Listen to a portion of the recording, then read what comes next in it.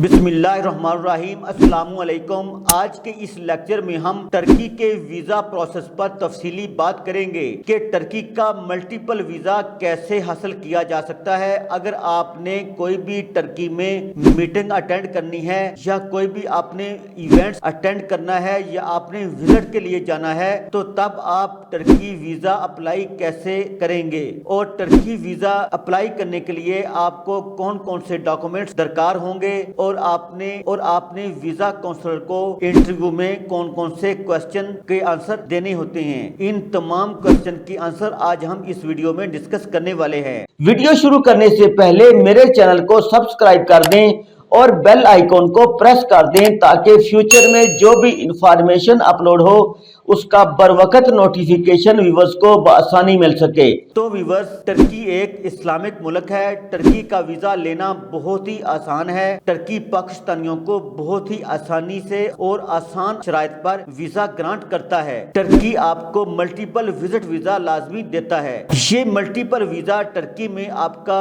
1 साल के लिए कन्वर्ट भी हो सकता है। इस 1 साल में आप वहाँ पर जॉब भी ढूंढ सकते हैं। आपकी ट्रैवल हिस्ट्री बहुत ही अच्छी हो जाएगी।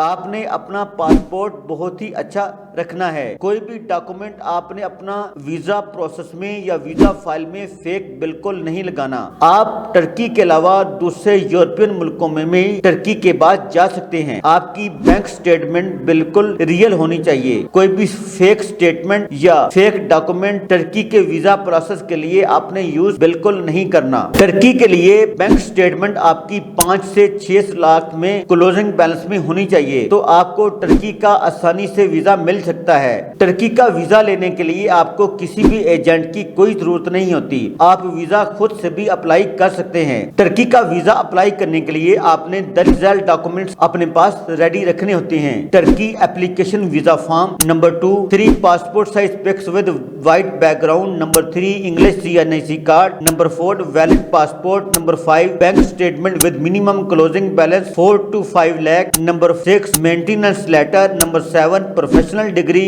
Number 8 travel history, number 9 cover letter, number 10 international CV और resume, number 11 police clearance certificate, number 10 confirm hotel booking, number 11 travel insurance. दर्ज तमाम डॉक्यूमेंट्स आपने ओरिजिनल अपनी वीजा फाइल में लगाकर वीजा काउंसलेट आपने टर्किश एम्बेसी में सबमिट करवा देना है। तो ऑनलाइन अपॉइंटमेंट हासिल करके आपने वीजा ऑफिसर को या वीजा काउंसलर को सेटिस्फाई करके टर्की का विजिट वीजा आपने हासिल कर लेना है। तो तब आप टर्की में जाकर अपनी सर्विसेज दे सकते हैं। सो फ्रेंड, आज हमने टर्की वीजा प्रोसेस के हवाले से और टर्की मल्टीपल विजिट वीजा के हवाले से तफसीली बात की है। अगर ये इन्फॉर्मेशन व्यूअर्स को पसंद आए तो अपने दोस्तों और रिलेटिव्स और खासकर उन अफराद के साथ जरूर शेयर करें जो टर्की में जाना चाहते हैं या जा रहे हैं या जाने की तैयारी कर रहे हैं। और अगर आपने टर्की वीजा प्रोसेस के हवाले से कोई भी इंफॉर्मेशन दरकार हो तो आप मेरे दर्जल व्हाट्सएप नंबर पर बजरिया कॉल, बजरिया SMS, बजरिया वॉइस राब्ता कर सकते हैं। Thanks for watching. Allah Hafiz.